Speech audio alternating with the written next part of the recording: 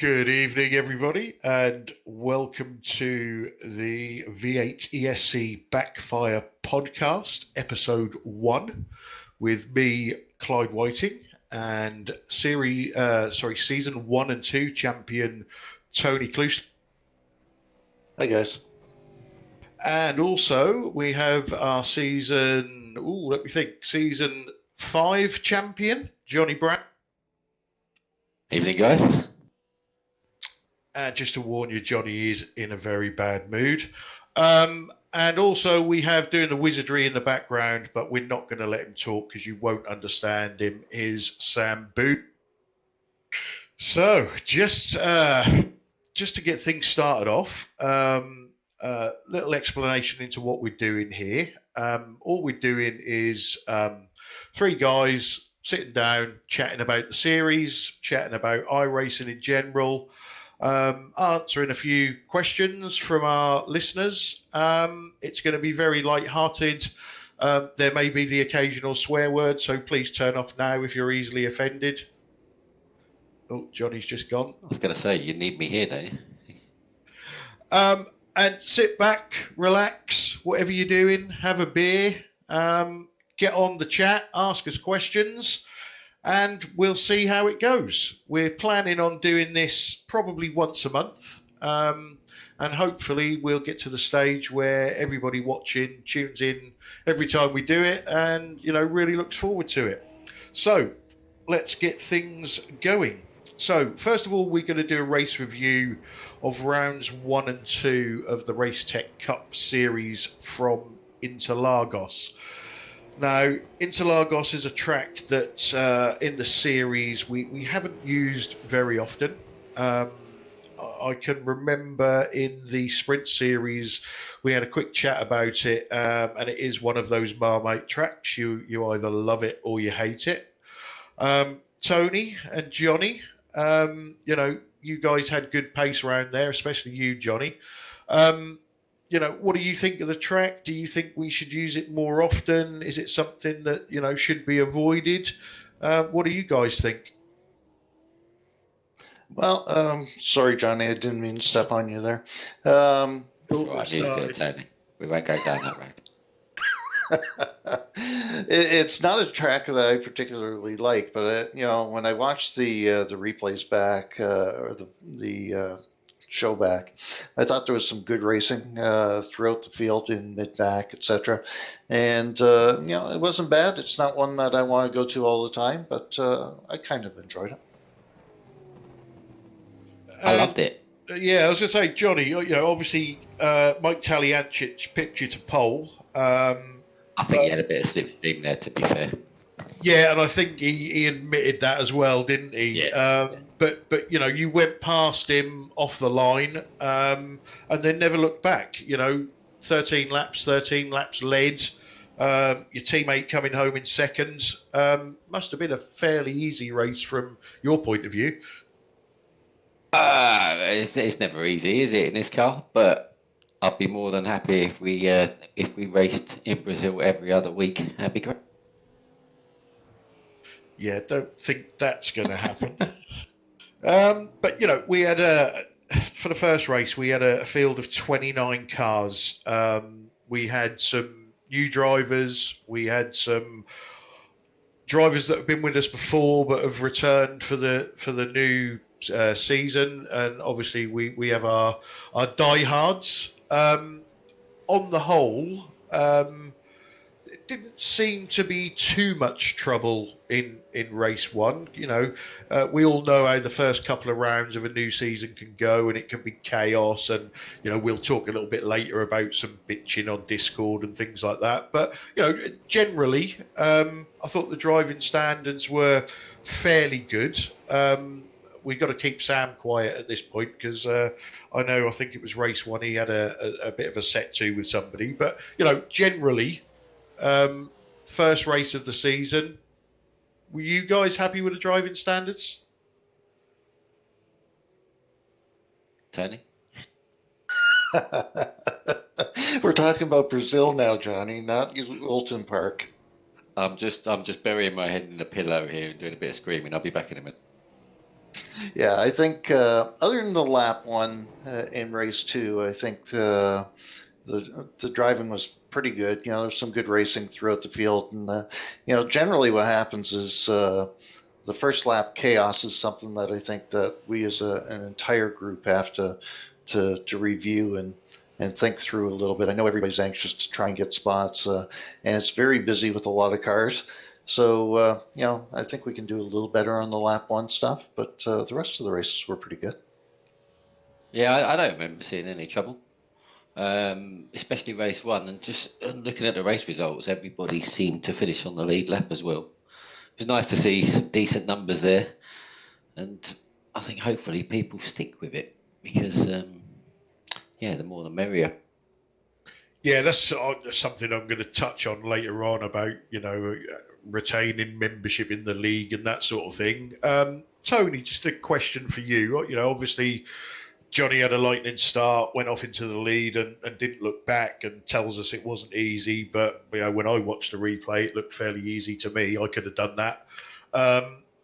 You qualied seventh, finished sixth. Was that issues or was you just genuinely lacking pace in Brazil? Yeah, I had no pace at Brazil at all. It's not, as I said before, it's not a track that I favor very much. So, it was get into a rhythm. There was plenty of distance both sides of me for most of the race, so it was just try and salvage some points, and that was my intention in the second race as well. Fair enough. So on to race two. We had the big one right at the start. There was cars left, right, and centre. I remember Andrew Hoffman, I think he closed his eyes, screamed, wiped his arse, and shot through the middle of about 6 cars without getting any damage. We did touch on it a minute ago, about the lap one incidents. And the super sprint races that we do, you can, even though it's not good, you can understand that people need to make up, as many places as possible at the start. But in a feature race, 40 minutes long, is it just too aggressive throughout the field from the green flag?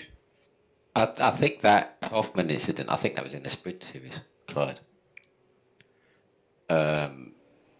I don't think there was a huge one, was there? I think there was a little bit of side by side in the main series feature race. Yeah, in the main series feature, I think there was. I think it was a lot calmer. Yeah, there was a couple of incidents in turn 2, 3, one in turn 4, and then in the hairpin there was another incident. So, the first half lap was messy. Yeah, you're probably right. I may or may not have had a cider or two since then. But just looking down the results, there's a hell of a lot of incident points on a track. From what I can remember, you didn't get too many off tracks, so they must have been contacts. Yeah, I think most of them are probably contacts. I think you can get incident points around there if you run wide in a couple of places. So maybe some were doing that. But yeah, I mean, I started 24th or somewhere like that in the second race due to the large grids. So I didn't see too much of what was going on in that second race up front early on. But I think after a lap and a half, I think it was about 10th. So I think there probably was a few people falling off. So yeah, there definitely was something at the start that I remember because I can remember poking my nose. Andrew Hoffman and somebody came together, and there was a gap on the inside that I went for that closed, and then somebody called Clouston and done me. And yeah, I think there was a bit of carnage at the start, but yeah, you're probably right. Maybe it was the sprint series where we had the cars rolling about, things like that. I think it was worse in the sprint series. But yeah, I think people tend to panic. I don't know, at the front of the grid, if in the reverse grid races, and really there's no need to. They should just do the opposite. I mean, Lane O'Connor's a perfect example of that. he just takes his time, does his thing, stays out of trouble, and he ended up with a 5th place in that feature race just because he stays out of trouble and doesn't go for anything too dramatic. Yeah, let's not big up Lane too much because I know he's listening tonight, and he'll probably struggle to get his head through the doorway if we carry on too much. So yeah, you mentioned the large reverse grid. So in the off season, because of Evdoka boozing gate last season, I spoke to Marco Barbanera, and then Sam Kamuli, and gave him a very evil plan for a new double-wheeled reverse grid wheel. I think it might have spiced things up a little bit. What do you think? Well, it certainly made for the biggest reverse grids we've ever had, and I like it. I think that last season we had far too many small reverses, and I think the least that we can have this year is 10 based on that wheel, 10 or 12. So it's going to definitely make it more interesting and add to the excitement in the broadcast. Yeah, we just had a comment from Mr. Bingham on the chat. The first laps of Interlagos race were the worst I've seen in all the seasons, and I'm not sure why. I don't really know what to make of that. I think the seasons I've done is usually bad early on in the early rounds, like we said earlier, until people calm down a little bit. Yeah, I usually find that new drivers that haven't had too much seat time in the car, they can be a bit of an issue. But I don't think it was the new drivers this time. I think it was more established drivers.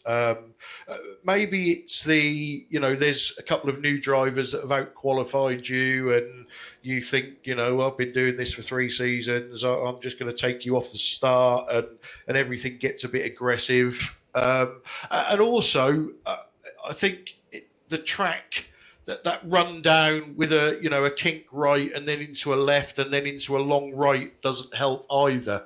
I think, I don't know if you guys agree, but I think sometimes the bad starts can be dependent on the track.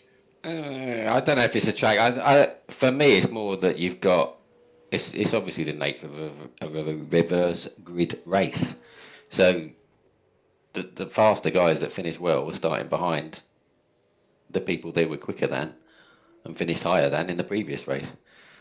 So whether you get people thinking, oh, I got to get past this guy quick, I got to get here quick, it's all a bit unnecessary, really. Most of the time for me, I'm just trying to be very careful lap 1 and let all the incidents happen in front of me. But people do seem to try and go for it on lap 1. I think there is a little bit of it at Brazil. It's kind of the opposite of Alton Park. It's probably one of the wider circuits where you can get 2 and 3 wide and maybe encourages it. But you still got to make the decision for yourself, haven't you? Yeah, that's very true. And Tony, just following on from what Johnny's just said, so a reverse grid race, you got the fast guys starting near the back, the slower guys starting up the front.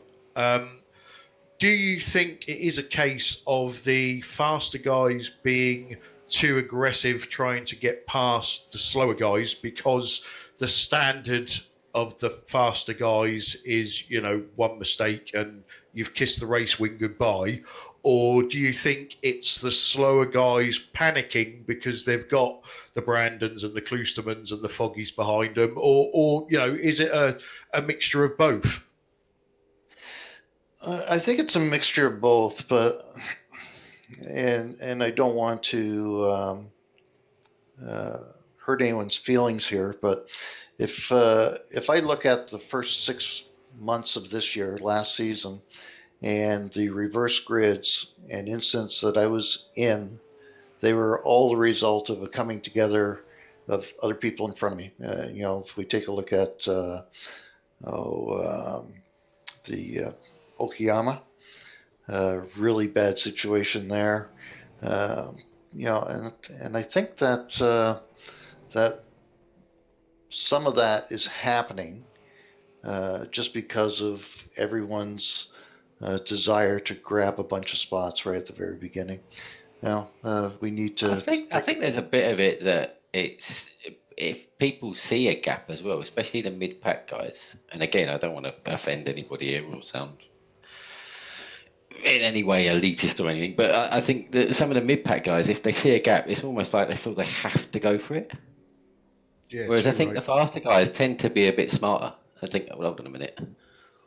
You see what's going to happen after that and think, well, this ain't the right place for me to go for it. I'll go for it here. Or if a gap does open and you think that is the right place, then you do go for it. But I think a lot of the time, a lot of the mistakes happen because people don't think about what they're getting into. There's a gap on the inside, but there's two cars side by side already next to each other in the corner. Why would you go for that gap? It's like a 70% chance it's going to go wrong. It's not a smart decision. But it's easy sitting here saying that when you're in the car and you've just been sitting there waiting for the lights to go out and that happens in front of you. You need to be pretty calm to think like that, I suppose. But so that's the only way it improves is if people do get smarter. The flip side of that is if they do get smart and back off and the guy behind doesn't, then they end up getting hit from behind and it's a snowball effect. But I'm not sure if there is an answer. But yeah, there's multiple reasons for it, I suppose. It takes everybody to act in the same way, doesn't it? And just be calmer, I think, for it to be solved. Or I can't disagree. Big reminder needs to be that in order to get to the finish, you have to finish, and being in the pits for a repair on lap 1 or 2 isn't going to do you any favors, right? Yeah, that's certainly true. Obviously, we've moved slightly away from the review and into the driving standards, which is a good thing because it's next on our list. Something that I notice as a mid packer, and I have banged on about it on Discord a few times, is like situational awareness of what's going on around you. Now, I know. We've got drivers on single screens, triple screens, Oculus Rift, and things like that. So, everybody's got a different perception of what's going on around them. But one of the most common ones that I see is coming up to any particular corner, and the natural driving line is turning late, wide arc, hit the apex, and accelerate out of the corner. And the driver doing that is leaving a massive gap down the inside, which for someone like me whose racecraft isn't as good as it could be and is sometimes clouded with cider, I stick my nose in that gap. But it's as if the car in front of me just doesn't realize that I'm there. And I try not to do it as much as I can. But as you just said, it's different once you're in the car. At what point, as the car taking the natural line of that corner, when another car comes up the inside, at what point should you A, be seeing that car, aware that it's there, and B, going, okay, I've left the door open too wide, you're in it, I'm going to, take the wide line, you're going to go past me and I'll try and get you into the next corner. Yeah, go on, Tony. Sorry, that was a bit of a long one, but, For me, I would hope that everybody has their F3 box up and seeing where the couple of cars are ahead of them and behind them. Yeah, the relative box. And if you have that, and if a guy's catching you 2 seconds a lap, and you're coming into at the end of a long straight in a corner, and you can see he's coming, like, just give it up. Live another day. But if they're fighting close, if there's two, see, I don't. You said like some people are on VR, some people are on triple slide, and so everyone's got a different viewpoint. I don't think that makes any difference.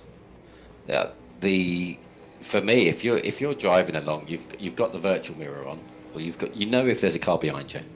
If that car disappears to one side, i.e. you see him pull out, and you cannot see that car anymore, then odds on if you're either going to get a shout from the spotter to say he's there, or you're not sure.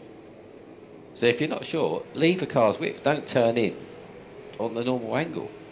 There's no secret about being able to see everybody everywhere they are because you've got triples, or you can turn your head around and see them because you're on VR. You don't turn around and have a good look. If you do, you're going to end up going off the track yourself.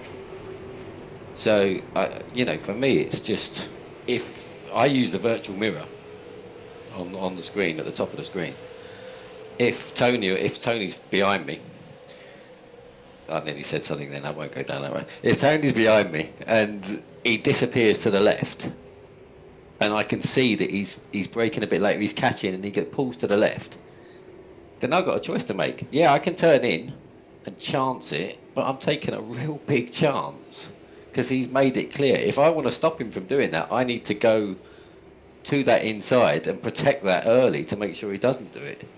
It's no good reacting to it once he's already disappeared from the mirror. Your chance is gone.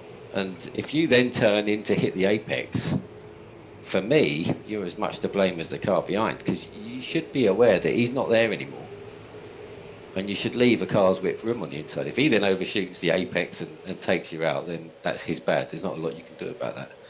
But I think that's the awareness is knowing where they are before you get to the corner. If you're worrying about it once you're in the corner, you're in trouble.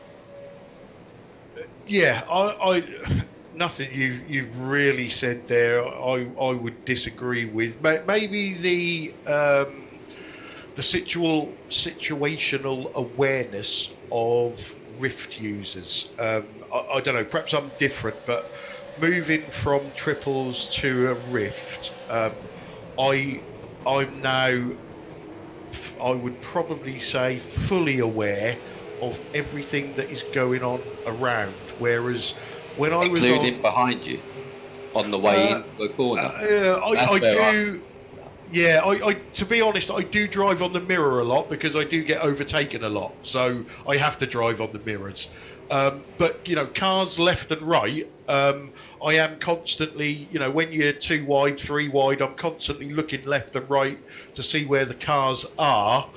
Whereas when I was on screens and I had that sort of thing set up on buttons, trying to remember what the bloody button was. I never look left or right. I mean, I've got rules, but I never look left or right. If there's a car next to me, I know he's next to me because the spotter's called it. You just have to hold your line. Hold a straight line and leave them space. You can't start wandering across the track or squeezing, and then you're in a little bit of the lap of the gods. If they're moving around, you're in trouble. But ultimately, if you look right and you see him coming towards you and you're on the inside, where can you go? There's nothing you can do. So you might as well just make sure you're not drifting across, and just try and leave each other space. For me, that's awareness. For me, is knowing what's going on without looking around. You start looking around, I think you're causing yourself problems. Personally. Yeah, that I disagree with because a quick look. What I find with the way I've got my Rift set up is as soon as a car disappears out of my rear mirror, a quick look either side, and I see the front of the car, and I know exactly where they are. But leading on from that, so the car in front has took the natural wide line into the corner. And I'd just like to say that we've started a really good conversation on the chat. Keep it up, guys. So the car in front has taken the natural wide line into the corner. I'll use me as an example because I haven't got any feelings, so you can't hurt them. I go down the inside, put my nose in there. The car takes the normal line. There's a coming together. Now, from a sporting code point of view, and I know there's arguments about how far alongside you are and things like that, but from a bog standard sporting code point of view, it is up to the car doing the overtaking to make a clean pass. But the car in front has chopped your nose off, and whether he saw you or not, has made that conscious decision to chop your nose off. Yeah, I Ultimately, think the it's a car bad in front decision. is always the one that gets upset about it. Yeah, it's a bad decision for both, I think, in that sort of instance. It depends. Yeah, it's 6.5, doesn't it? I think what you got to remember in all that is it's an iRacing league race for fun. It's not thousands of pounds on the line and this, that, and the other. I think it needs to be made to look good as well as be enjoyable. Yeah, agree with that. If you got to take that into account. If you're going to stick your nose in and not really have a proper go, that's like a half-hearted overtake attempt, then it's probably a bit of a silly move. If you can see somebody behind you and they disappear to the inside and you turn in onto the apex as normal, that's just as silly and just as irresponsible for me. I think they're both equally to blame, to be honest, in my opinion. Tony, your thoughts? I think I've said it before. I think people need to be aware of their surroundings, and the relative box is key. I don't look left or right, similar to Johnny. I know where my relative is. I know how close somebody is behind me. Sometimes I close my eyes as I'm going into a corner. That leads to other problems. I believe you. I'm getting old, you know. But I think situational awareness is critically important, and the more that people are aware of where cars are around them, and the speed of the cars around them, and we have a lot of new guys coming into the league. It'll take a couple of weeks for all of us to get used to, how fast this person is or how fast that person is, and how they drive a particular race. So it'll get better. I'm sure it will. It's race one, and we move on. What I've just added on to that, I mean, what I used to do a lot of go-karting, as some of you know, and I did quite a lot of tuition in that as well. And what I found was it's very easy to teach people to get quick, but to teach them that situational awareness and racecraft is a lot tougher. I think everyone has a different ability in that, and it's just finding what works for you. Some are just a lot more aware naturally. Others have to really concentrate, and it's really difficult just to figure out what's going on around you rather than what's going on right in front of you. So it is a real personal thing. I sit here and say, you should be this, you should be that, you should be leaving room.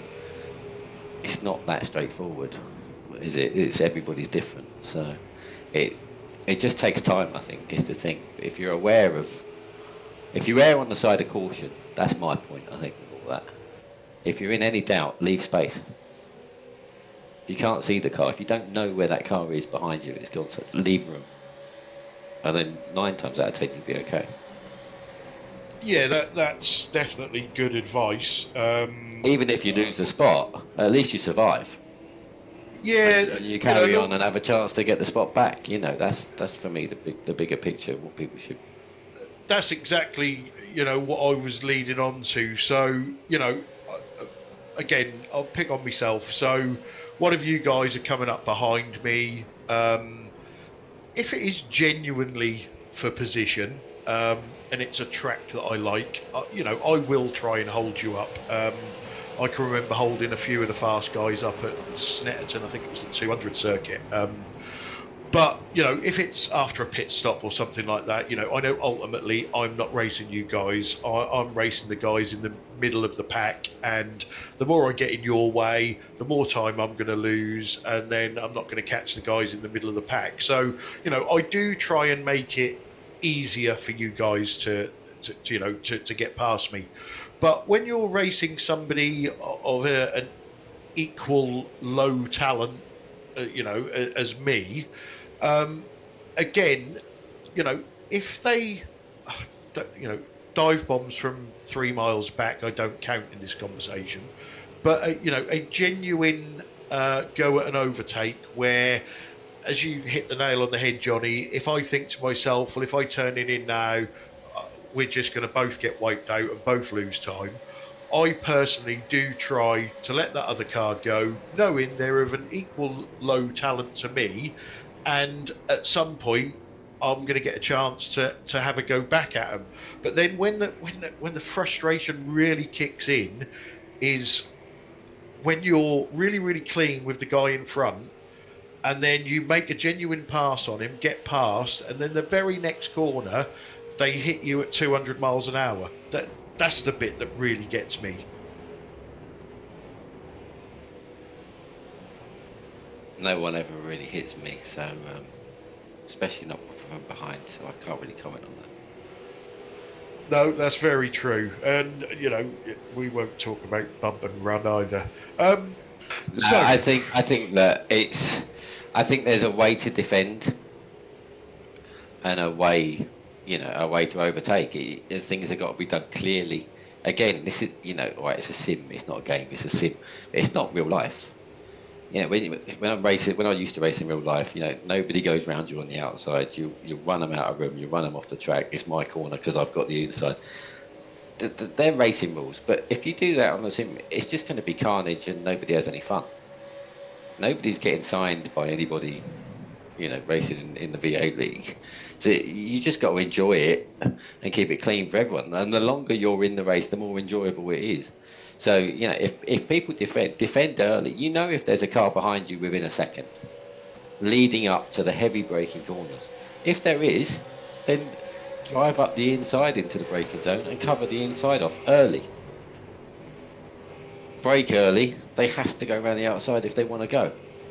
Then, all right, leave them room. If they manage to hold that, they're going to be doing very well. But the problem comes when you leave the door wide open, you don't do any defending, and they're within a second. You can't be surprised then if they go for the inside. You have to leave them that inside because you failed to defend it. You can't start defending it once they start going for that. That's too late. It's like turn one at Brazil. You're coming down the straight and somebody's close behind you. You just take the normal racing line, someone goes to the inside from a second back. You left the door wide open. If it goes wrong, and you just turn in and take the normal racing line, it's kind of your fault. So, unless it's a ridiculous dive bomb, you've got more than enough time coming up the straight to cover the inside.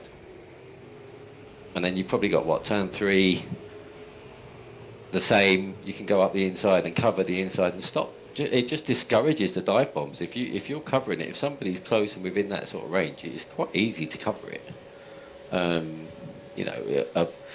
It doesn't take into account people do stupid dive bombs, like I say, but then that shouldn't be going on anyway. Yeah, again, I can't disagree with anything you've said there. I agree with what you're saying with the defending. If you're going to defend, make it bloody obvious that you are going to defend that corner. Any sort of defence should be discouragement, not a reaction. That's my point. You should be doing it way before it happens to discourage that attack. Once that attack started, you can't then start defending it. It's too late. That's how I see it. Yeah, I totally agree. And, it's... If you're going to defend. If you're not going to defend, don't be surprised if somebody comes down the inside of you. And, please be aware that if there's somebody, I know you're saying a second, I would say 2 seconds, that, if you don't defend a corner and there's somebody within a second and a half, maybe 2 seconds of you, expect them to be where you don't want them to be. Leave the room, get out the corner the other side, and then get them back again. If you ever coming together, you've probably ruined both of your races. If you lose one position, you've got a chance of getting the position back. If you end up in the pits, you're going to be somewhere near the back, and you ain't going to get many positions back. Exactly, and all you need for that is a virtual mirror at the top of the screen, nice and big, and the iRacing spotter. And you don't even need the iRacing spotter really, because if he disappears out your mirror, you've got to leave room. Yeah. It's as simple as that. And if you should be able to see that even in your peripheral, whilst you're going into the corner, you'll be able to see if that car moves across that virtual mirror.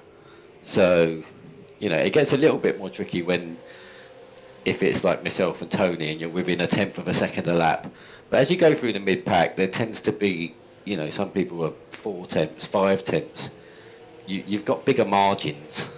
So it's, it should be a bit easier. It's a bit more tricky. The faster you are, there's smaller differences, and it's actually a bit more difficult to work that out, I think. But that's when the spotter comes in. But then you need to be on it and defending properly early if you're going to defend. Everything's suddenly more important when there's the smaller margins. But theoretically, in the mid-pack, you've got more time to do these and get these decisions right. Yeah, definitely. Okay, so I think we've done that to death. Leading on from that, we had some. We're calling it post-race bitching on Discord. Now, I think constructive criticism, communication, dialogue, is what we need in the league. I've done things in the past that I didn't actually realise was wrong until somebody's pointed it out to me, and then I've looked back and gone, do you know what? They're right. I hate to mention this, but you guys had a bit of a ding dong last night on track. I forgot about that. There was a couple of comments on Discord, but that was it. A couple of comments, an apology, and game over. We're now on here. We're all chatting together. But sometimes for me, and like I say, I'm no snowflake. I've got thicker skin than most. But do you think it goes too far sometimes? And incidentally, is Tony still alive? Well, I'm still here. I was just waiting for Johnny to chime in there. Does it go too far? It's the first time today. Anyways, does it go too far? Yes, I think it does in the chat area. I think those discussions should be taken offline and resolved. And this isn't the first time that Johnny and I have had a coming together and some hard feelings. And the last time it happened, we sat down probably for an hour and had a really good discussion in a private room. So those things do help clear the air and set the tone. Maybe it'll take 2 hours this time to get Johnny to calm down. I think we're all good at we made up. Yeah, we've kissed and made up. But the reality is, if you got a beef with somebody, it's a small league, it's a pretty friendly league. Have a chat with them offline, and I'm sure that a better understanding of the situation will happen, and you'll understand each other's point of view of the incident, and perhaps race better together in the future. I think there's various reasons for it as well. I think sometimes people put a lot of time in, and then for somebody that hasn't practiced, if the guy in 10th he started on gets taken out by the guy in 11th, I don't know, I'm just picking random things. 2 guys in the middle of the grid, one's been practicing all week and put 6-7 hours in of practice, and the other one has just turned up and done an hour's practice beforehand. If that happens, it can create a lot of frustration if the guy that put all the time practicing in gets taken out for a bad move. And all right, you say sorry, but then he feels like he's wasted 7 hours of his week practicing and at last finding some pace only to be taken out by somebody. I can understand it gets frustrating, but like you say, sometimes it's not as clear cut as you think. It's worth cooling down and having a look, and obviously everybody makes mistakes. Nobody's perfect. So it's going to happen. It's just racing. Most definitely. Again, and we've put it into the rules. If you feel particularly hard done by, take some time to cool off. Look at the replay. If you haven't got the replay, give me a shout. I save all the replays. and look at it from different angles, different cars. There's, I can't remember. Johnny might say last night, but I can't remember a case of intentional wrecking in this league. Yes, there's been It wasn't some intentional last night. absolutely silly moves. I can remember a big one that I was involved in. I can't remember who I got. I think it was JP, might have been Ant, locking the brakes up, doing 150 mile an hour across the grass and taking a few people out. But, it wasn't intentional. It was a lack of talent, and a genuine mistake. I do think a sorry does help. To me, if somebody does something that I don't like, sorry doesn't take it back, but it acknowledges that person has acknowledged that they was in the wrong. That does make me feel slightly better. And using the example that Tony said about the chat that you guys had, I believe it was last season, maybe it might have been the season before. I can remember being involved in that at the start, and I fully endorse what Tony said, what Johnny backed him up with. Have a chat with that person involved. Get their perspective, chat it out, and there isn't anything intentional going on. That if anything was intentional, believe me, the band stick would come out, and we would lose a driver or two. Yeah, I Yeah. think this word intentional is like it's irrelevant. Nobody's ever going to do anything intentionally. I think the frustration comes when it just seems like it's like a silly move. And when you drive, someone throws a dive bomb on you, you're not thinking, oh, you did that on purpose. You're thinking, what the hell was that? That was just ridiculous. And then that's what breeds the anger. And so you were never going to do that. Or what on earth are you doing? That's what breeds the frustration. And I think there's, for the top guys, you have one bad round. For anybody in the top 10, it can cost you the series at the moment. It's so competitive up there. So, whereas you might get away with it if you're in 10th to 15th place. There's different levels of frustration throughout the grid, I suppose. But, it never feels any better or wherever you are if something silly happens, so.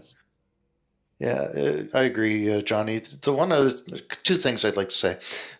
First is calling someone out for an incident on track without actually reviewing it probably doesn't help situations and helps to create animosity. Best, I think, sometimes is just to keep your mouth shut and review the incident and then have a think about it.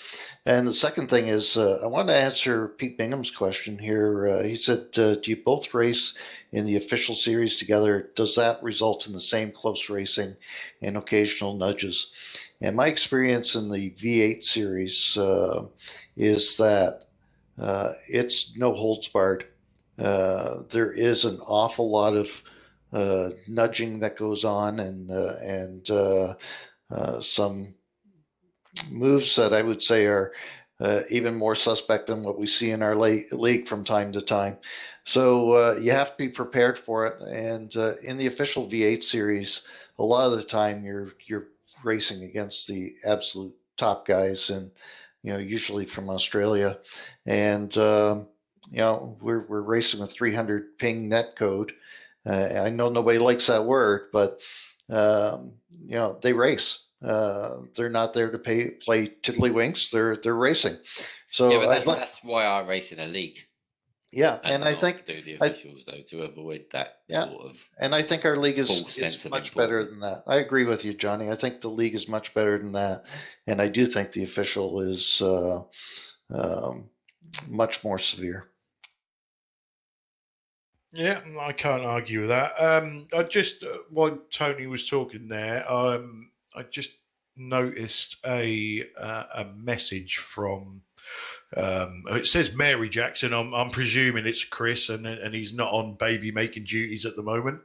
How does Johnny change his car from race trim to quali? Now, obviously, I know you don't really want to let any I secrets don't out of the mind. bag, Johnny, but we'll ask the questions and see what answer we get. How do I change my car from race trim to quali trim? From race to quali. Sometimes I don't. Yesterday I didn't change it at all. It was exactly the same car as I used in the race. If I do change it, literally all I do is take the fuel out, put the fuel down reasonably low, about 7 gallons, and put the ride heights back to where they were originally. I.e., so if I've got 22.2 gallons of fuel in, and the ride heights are at, I don't know, what, 5 inches or whatever, whatever the ride heights are, I'll take the fuel out, and then the rear will raise because you've taken the fuel out. So then I'll adjust the spring perch to put the rear back where it was with the 22 gallons in, and that's it.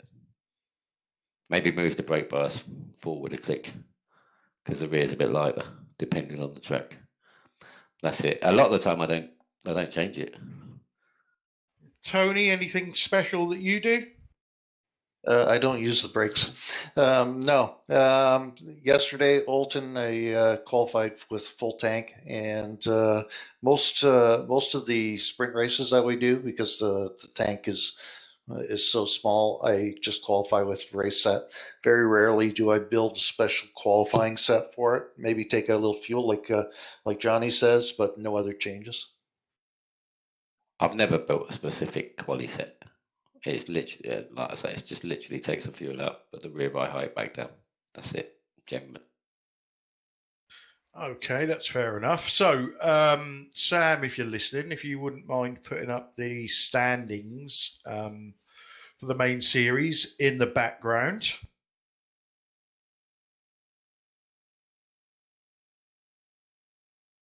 So, 2 rounds in,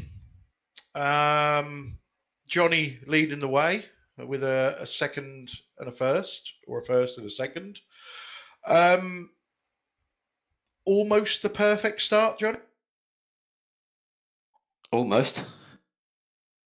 Yeah, I misjudged the second race. I thought it was going to be 26 laps. So I was saving loads of fuel. I still had just under 2 laps worth of fuel left in the car at the end. Just waited too long. Victor played it well. I think he got a bit lucky. I think he said he was going to pit at the end of lap 24 and saw the white flag. So, yeah, fair play to him. Did a better job than me, and it worked out. But I'm pretty happy with that. So you've got a 30-point lead over Victor.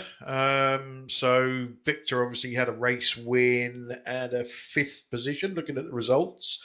I think he had some deductions as well, whereas I had for the incursions, and then I had bonus points for the lack of incursions. I think Victor will always get incident points, if I'm honest. Last season's champion, Nicole Foggy, currently in 3rd.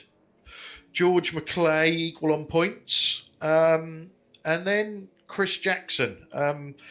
Now, Chris has come up a couple of times when we've been commentating on the sprint series about how he used to have the name of Crash Jackson. But over the last couple of seasons, he seems to have grown a set and matured, and his racecraft has improved. The speed has always been there, but he's now using the speed to get past people rather than knock them out of the way. I will come to you, Tony, but you're quite a way down the list at the moment. I know last year you wanted to win, Johnny, and you was pipped by your teammate. I want to win every year. Where's your biggest challenge this season? Who is your biggest challenge? Probably Nickel. Michael is definitely right up there. Obviously, some people don't know, but this is pretty much the only car he drives, the V8. He does the Scops, he does all the other leagues, he does all the official iRacing leagues in it. He's a proper V8 racer. So if he does the full season, the net code for him might be a bit of an issue, same as it didn't work out for me and Foggy when we tried to do the sculpts. It's not just contact, it's like we were getting slow downs where we weren't going off track, all sorts of problems with it. I remember what that was. Yeah, anyway, if he does the full season, has a bit more luck than what he's currently getting in the previous round, then he'll be right up there. Victor's flying, George is flying. George is doing really well. He's like been left on his own this season by the look of it, to get on with it, and he's rapid. Tony's obviously Tony. He's rapid. Chris is really fast. It could. There's any number of people that can do it. It's just down to luck, really. I think I had great pace last week, round into Lagos. I think next week we're going to see Tony and Chris have amazing pace at Alton Park and and be in a different league round there. So from one track to the next, it can all change. And then you add the reverse grids into it. All you need is one bad round, one person to spin in front of you. As one of the top guys, if you're coming through from the back, somebody spins, takes you out, gives you damage, you end up coming 20th. That's huge. To try and make up those points on people is huge. So you need luck. Yeah, so I totally agree with you. Just looking at the top 12 we've got on screen at the moment, I think anybody in that top 6 can win the championship. That's Mike does tell me that he is planning on doing the full season, just to put that right. No disrespect to Rich. I think Rich is probably the most improved driver since the series started, and it won't be long before he's up there challenging. Harold, I think, is a dark horse. Lane had a couple of good results, and Tony will make it back. I think there's 6-7 people that can win the championship, which is got to be good for the championship rather than one person winning it every season and running away with it. Agree with that. Yeah. Sam, I don't know if we can have a look a little bit further down, because obviously the guys in the chat don't want us to.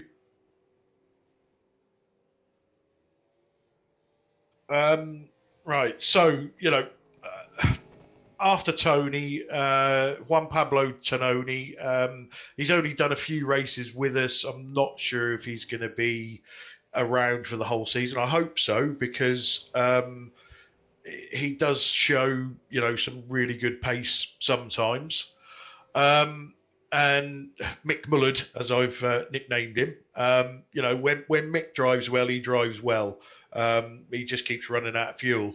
A bit further down, so Gary Croft in 16th, Tony. That's I expected Gary to be a bit further up than that. Picks up the pace, he's picked up the pace quite a bit. Just unfortunate incidents in those races at Interlagos. I think it's really too early. It's one race. After 4 races, we'll have a better idea of where everybody stands. I think that group from Rich Warmingham, Gary Croft, there's about 5 or 6 of them in that area. That's properly tight in that area now. I think there's a lot of quick guys there. Yeah, you're right, and they seem to be getting better season after season. Just picking out a couple of names there. Obviously, 2 of the new guys, Chad and Bobby, who's coming on as our special driver guests in a little while. They have both had solid meetings, first time out in the series. I had a shocker by the looks of it, but still managed to beat Pete as usual. So, yeah, like you say, we've only had 2 rounds. The standings don't mean much at the moment, but, it's good to have a look at them.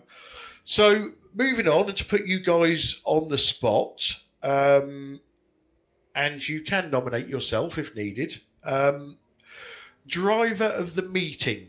I'm going to start with you, Johnny. Who stuck out in your eyes?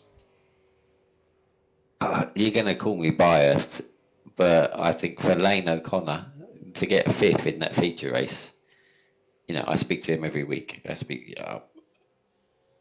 huge for Lane. Then he had a podium in the sprint race, and then he won a race in the sprint races last weekend. The confidence on him, he's putting a bit of time in.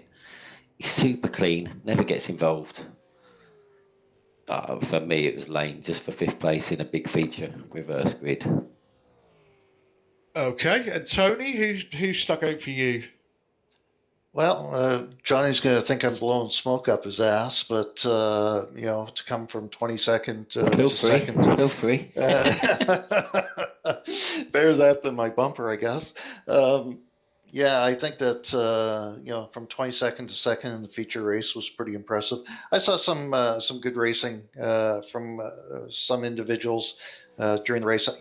Dave Jansen, he doesn't race with us very often, but he showed some speed. I saw some speed from Greg Branch, Eric Mueller, or Mick Mueller. That's that little gap I'm talking about. Yeah. Stadler, Warming, Mueller, Branch, Woodwards. That's huge. There's like a 10-guy pack in there. Exactly. And I think there was actually one incident during the race that I thought should make a highlight reel, and that was the finish of the first race between who was it? It was Ben Gillette and Adam McNally, I believe. They crossed the finish line inside each other's bumpers with a difference of 0.15 of a second. Yeah, that's very close. And this isn't because I'm not paying Johnny to come on here. I'm going to actually agree with Tony. Now, normally if Johnny was to get a first and a second, that would just be, well, that's nothing special. That's just Johnny. But as Tony mentioned, the 23rd to second. I don't think you should vote for me on that. That feels a bit wrong. Credit where credit's due. George, Nicole, Johnny, and Victor. Even Victor, who won, started in 19th. But yeah, just for this week, just because it's episode 1, and just to get it out of the way, so I don't ever have to say it again, I will give my driver of the million You won't to need Johnny to say Brandon. it again. I will constantly remind you. It will now be on my Facebook page and everywhere. Right, so at this point, everybody, we are already an hour into our broadcast, and we've probably got a little while to go. So I am going to bring in our guest driver, who is Bobby Childs from D2D Esports. So let me drag him in.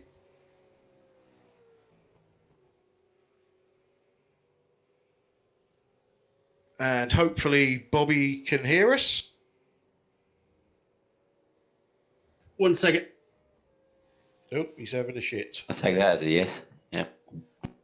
I had to mute the podcast so I didn't double up. Roger that. Right. Well, so welcome to the podcast, first of all, Bobby. Oh, thanks, guys. Now, one of the reasons you was chosen to be our first guest driver is obviously being a new driver to the series, a team manager, I believe, and also somebody that is involved in other leagues. You run your own league. I'm interested from a running the league point of view. How do we stack up to other leagues that you're involved with? Well, I really, I kind of assist with the league. I'm more of the graphics guy. I've assisted with some ideas to help move the league along. We're instituting a new series that was in big part my brainchild, and it's coming together really, really well. I'm super proud of that. But the way that league operates is part of why I was so interested in Euro V8s when I ran across Tony on Facebook in the iRacing Drivers group, and I'm like, I've loved V8 supercars for a long time. I really have. but the time frames I'm able to drive, there's never anyone on. I'd go into the open lobbies and there was just never anyone there.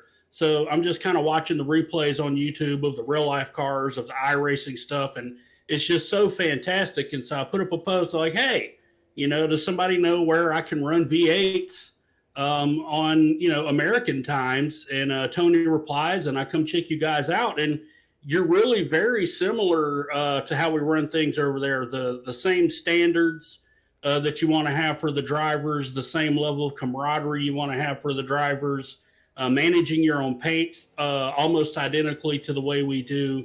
And it just immediately made my ears perk up as I went through and saw what you guys had to offer. And it was less, it seemed to me to be less of a league and more of a community where you want the drivers to get along, you want them to assist each other so everyone's speed comes up, and you put on really, really great races for your sponsors, your drivers, and your fans. Yeah, that's very good to hear. I've been involved in a few leagues within iRacing, and not that I want to put them down or anything, but I've learned, I think, what doesn't work. Tried to implement it into what we do, and touch wood, can't find any, so I use my head. It does seem to be working. We have our ups and downs, but generally everybody gets on. There's always help available. Sometimes people don't ask for it, but there is always help available. And we try to do the right things. The other thing, obviously, that you picked up on there was the times that we race. When we first started this, Tony was one of the first people to jump on board when I had this silly idea about running V8s for Europeans. And the time, it's obviously a Saturday afternoon for you guys, and it fits in perfectly with a lot of the American and Canadian drivers out there, and hopefully in the future we'll see a lot more of them. Do you is there an active V8 crowd in your part of the world that are looking for somewhere to run, or do you have to be like us and be a bit of an oddball and like this real bitch of a car that nobody can drive? I hate to say it, but you kind of have to be a bit of an oddball. The rest of the guys on our team, you mentioned earlier that Chad Parker came in with me. He's one of the D2D esports guys running with me over at the other league. And we both just view the car as an exciting challenge. It's a lot of fun. And, part of that comes from me being a former NASCAR fan. And I say that, regrettably, NASCAR just doesn't keep my attention anymore. But that's kind of what brought me into the V8s. You basically have the NASCAR body and the NASCAR brakes and horsepower and the little teeny tiny wheels from the Mazda. And it makes it such an amazing car to drive. And it's extremely, extremely difficult. There's such a learning curve for it.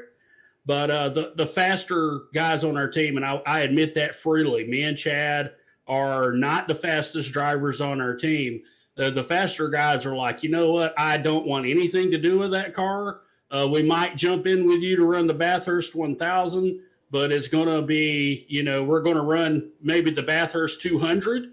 And that's as far as we're going to get, because the car can be very daunting. You have to really, really want to drive this car.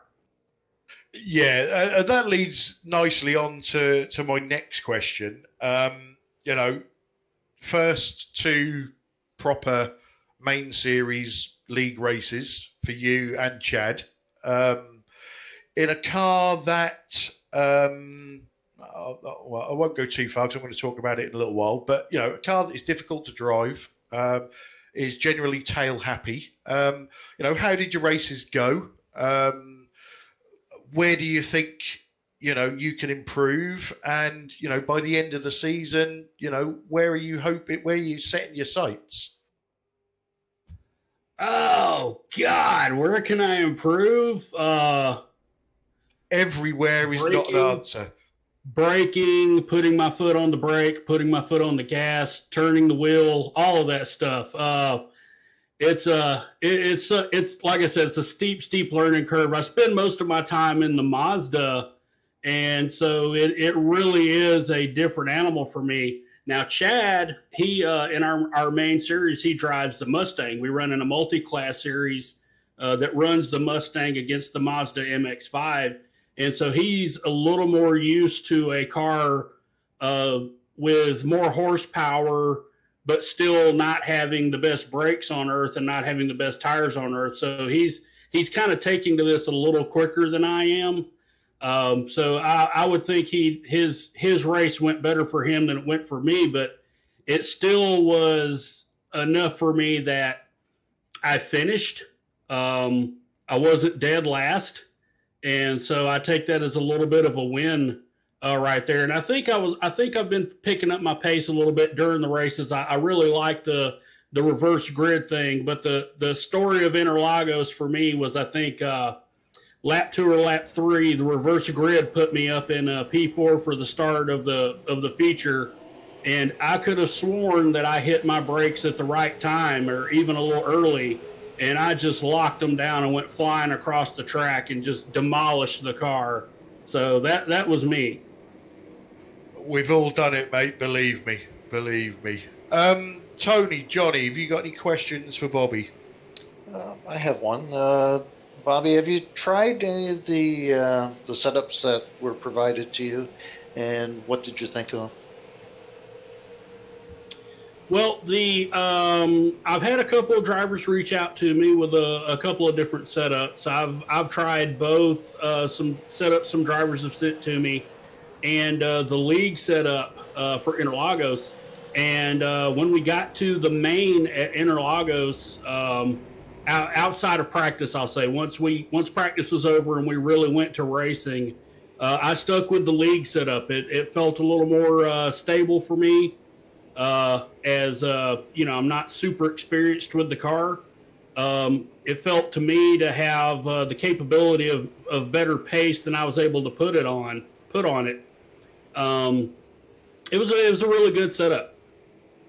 Okay, appreciate the feedback. We're trying to build sets that are not too difficult to drive and still have decent speed. So. Anytime you've got some feedback, please let me know.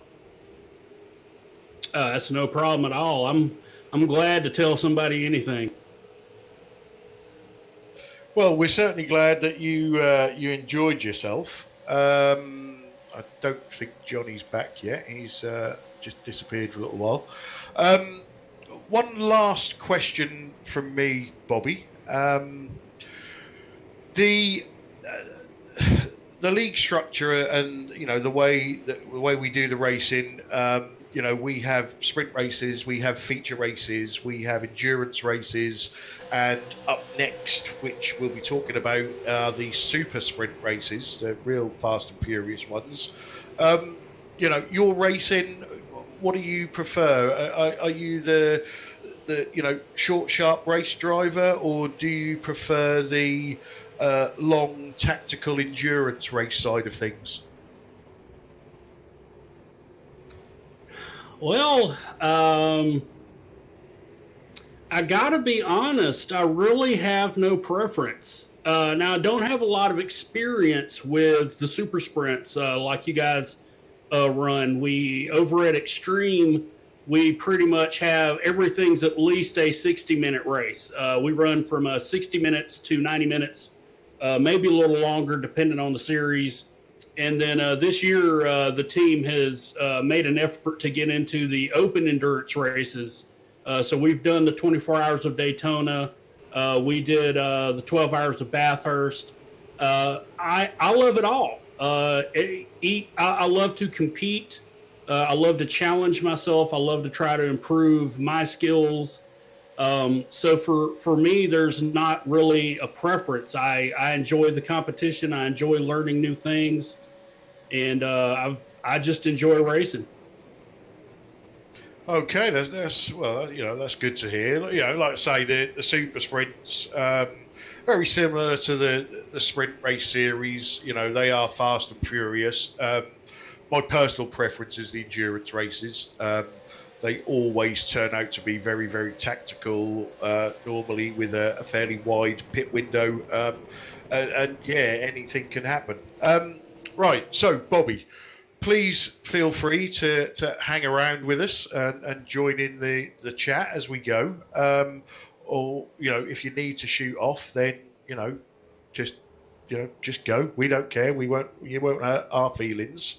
We're going to move on now to preview rounds 3, 4, and 5 super sprint races from the Alton Park Fosters layouts. Now, we've just had the sprint series there last night. I believe there was some shenanigans. Super sprint races tend to be, you've got to make up what you can when you can, and they tend to be fairly hectic. Johnny's now back, so I'm going to pass this question over to Johnny. After the experiences from last night, and with bigger grids and bigger will be bigger reverses. What do you think is going to happen? Oh, who knows? I don't know. It's a very tricky circuit. It's very narrow. It's incredibly difficult to pass. And it's the short version of the said tricky track. So it's effectively half a lap. So the gap between the drivers is half what it usually is on a normal full-size circuit. So in other words, the difference between first and 20th in lap times is probably going to be about 5 tenths. So for the quick guys to try and come through, it's going to be not impossible. It's going to be interesting. Personally, I think there should be penalties and all sorts of marshalling going on to watch out for things, but that's a whole nother story. Yeah, it certainly is. It's a whole nother crew as well to manage that and work it all out. That's the trouble. Yeah. Same question to you, Tony. Really. All other things aside, you had 3 fairly good results last night, and race 1. I know we mentioned on the commentary. In a 20-minute race, you finished, I think it was 16 seconds ahead of Johnny. So getting on for 0.8 of a second a lap quicker on average. There was a conspiracy theory last night that Mr. Brandon was filling up sandbags and not showing his true pace. I wasn't sandbagging. Well, I was a little bit, but I basically just wanted to get 0 incursions. I thought Tony had a couple of off tracks early on in the first couple of laps, and the pace he had was ridiculous. So I was struggling to get anywhere near him. He was pulling away. So in the end, I just thought I'll just get 0 incursions and try and make up the points difference. But unfortunately, he got 0 incursions as well. So that didn't work either. Best laid plans. Yeah. So Tony, with the pace that you're showing at Alton Park, as I've said to you, we'll obviously remove it from the calendar forever. But are you expecting to run away with race 1 and then hope for a couple of small reverse grids and just walk out of there with as many points in the bag as possible? Well, I think the intention is to get as many points as possible. I think that I probably set a benchmark earlier this week for other people to try and achieve, and I'm sure there's going to be some very hard work in trying to get a good qualifying lap, because if you can get in the lead, if you can have a good start, as Johnny says, it's very difficult to pass. So you make your gains. Debatable after yesterday. Oh, sorry. At some point in time, I'm sure you're going to give that up. But I'm going to ride it as long as possible, right up until next week, hopefully. Okay. Guess that I won't say it. But Yeah, I think you just want to try and get as many places as you can on the reverse grids. They're 15-minute races, so they're even shorter. Basically it's a 16 lap race. So get what you can, and try and not get involved in anything. Okay, and Bobby, for you, we'll ignore these two aliens for a little while, and we'll talk about us back and mid packers. I personally will go into the race hoping for 3 finishes. If we've got 30 plus grid, then top 15 I'm happy with. As somebody new to the series, are you just saying that as long as I finish the races I'm happy, or are you already setting yourself goals in the grid, and I want to be top 20, top 15, or how do you play it as a new guy to the league? I just want to beat Chad. That's fair enough. He'll give me so much crap. Not only are we teammates, we're friends, we even work together. So he will give me so much crap if he beats me, telling me all week long how much better he is than me and all this stuff. Uh, it's going to be a tough one for me. I don't even own the track yet, and I've spent now a month at Spa in a Ferrari 488 getting ready for that boondoggle. So it's going to be tough. Indeed, I think the best thing I can hope for is number one finish, get some more experience with the car, and hopefully finish ahead of Chad, who is on track and not wrecked. So I'm legitimately beating him. That's fair enough. It's a goal, and that's what we all need. So, what we're going to do now, guys, is we are going to take a 5-minute break so that we can refill our glasses, and we will be straight back, where we're going to go into a little bit of iRacing news, and then we want you to get all your questions on the chat so that we can give you some really ridiculous answers. So, stay tuned. We'll be back in 5 minutes.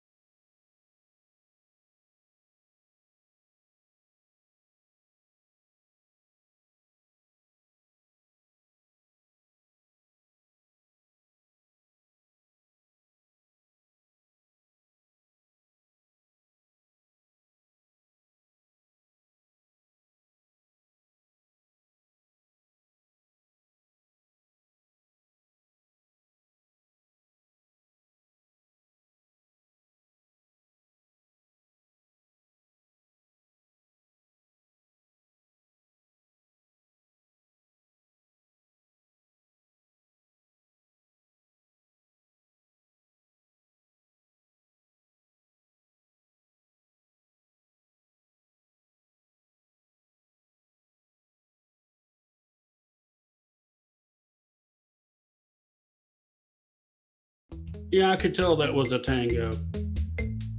I felt I needed a rose in my mouth. Or between your cheeks. Which cheeks?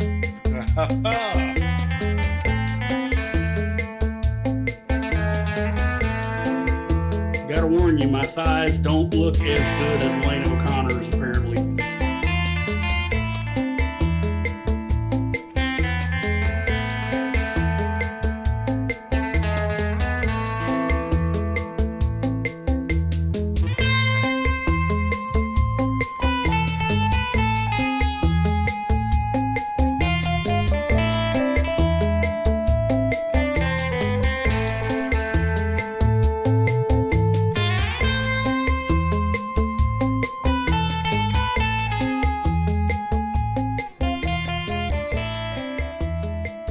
And I'm old and my bladder couldn't take it anymore.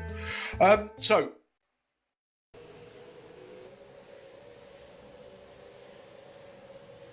okay, welcome back, everybody. Next up, a section that we've called iRacing News. Now, there's not a lot of iRacing news at the moment.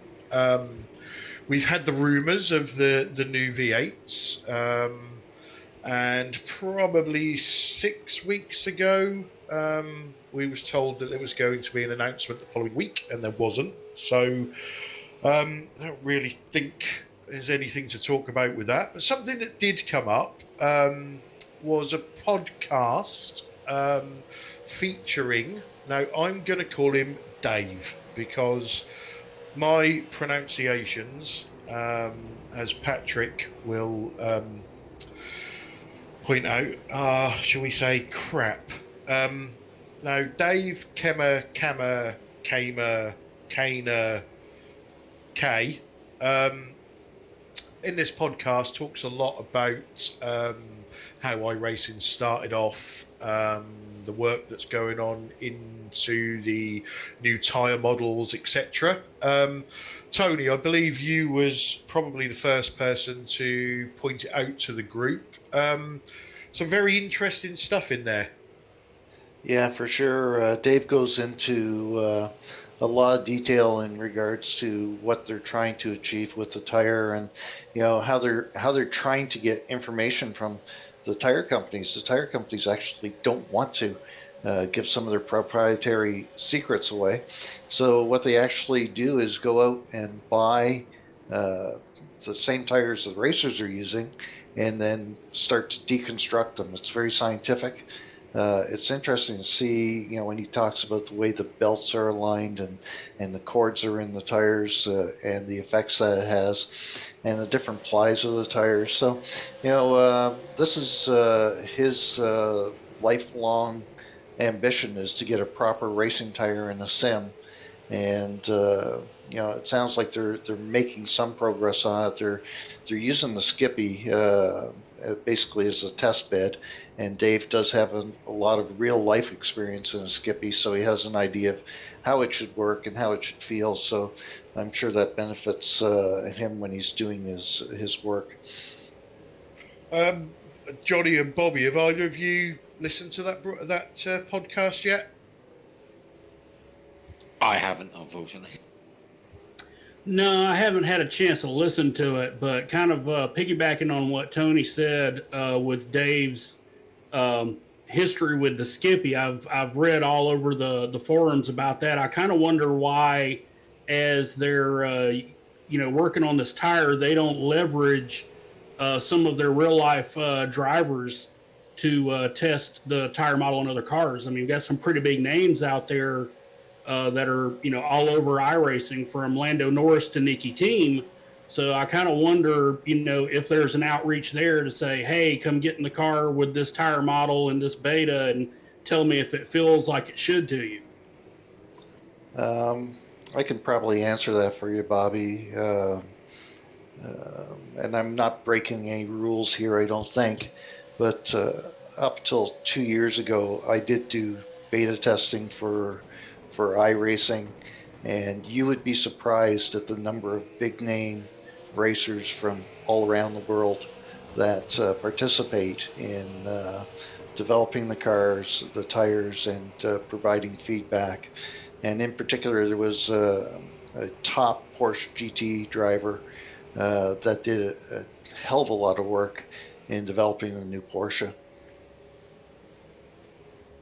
Well, for anybody that hasn't listened to it yet, we'll get a link on the broadcast. That's a little hint for you, Sam. The bit I found really interesting is when they spoke about where it all started and going back to GPL. And basically the whole concept of online racing and how you the information feed of saying, this is my car, this is where it is on the track, and then everybody else is telling you, this is my car, this is where it is on the track. And I probably listened to that section a couple of times because it's bloody mind-boggling the stuff that goes on in the background. As an iRacer, I come up to the man cave, I press power on the PC, log into iRacing, and away I go. You don't always think of everything that goes on in the background. Yeah, I agree with you. I think it's a really worthwhile podcast to listen to get an understanding of the history of simulations and where we've come over the last 20 years. And, it answers a number of questions for you, I think. And taking that a step further, then, and I'm going to start off with Johnny, purely because he's at the top of the list in the broadcasting channel. So where we've come in the last 20 years, where do you think we're going? Where is this going to stop? Are we going to end up with a spare bedroom with a real race car in it, with screens around it and things like that? Or are we going to go more down the virtual world route, where you'll come home from work and put on a virtual race suit, which will, from real racing, a lot of what you do in the car is seat of the pants feeling. Are we going to get to that stage where, you can virtually shit yourself in a car? Yeah, I don't think it can get that far. I think it'll keep progressing steadily. I think the esports side of it's probably where it's going to go forward. As far as immersion's concerned, I think they're pretty much as far as they can get. I mean, they can always improve on bits and pieces. And I mean, going back to what Tony said about top drivers doing development of the cars, the trouble with that is it's that driver's personal perception, which is probably very different than the next driver in the championship and his personal perception, and then the next driver in the championship with his personal perception, because you all feel different things. Otherwise, you'd all be having the same results. So it's real hard to get it right, I think, and it's just finding a blend, I suppose. And as far as progression goes, I think it's very good. I think the immersion's there. For me, it's all that feeling of being involved in a race more than feeling like I'm driving. That's why I do it. I think there's a lot of things missing from driving, and that's, you talk about having motion and things like that, but it's more, it's like, it's almost, you're strapped into the car and you're holding your breath because you can feel your lungs hitting your rib cage. You're never going to replicate that. The G forces involved and things like that. It's impossible. So, I don't think they're far off where they're going as far as the technology of it, but who knows? But the esports thing's just going to grow and grow. I think you'll see more and more money getting involved, and more businesses and brands wanting to get involved with it, because it's going to just get bigger and bigger and bigger and bigger from a financial point of view, I think. Yeah, I totally agree with you there, Tony. Everybody knows you're retired. You spend as much time in your rig as you possibly can. I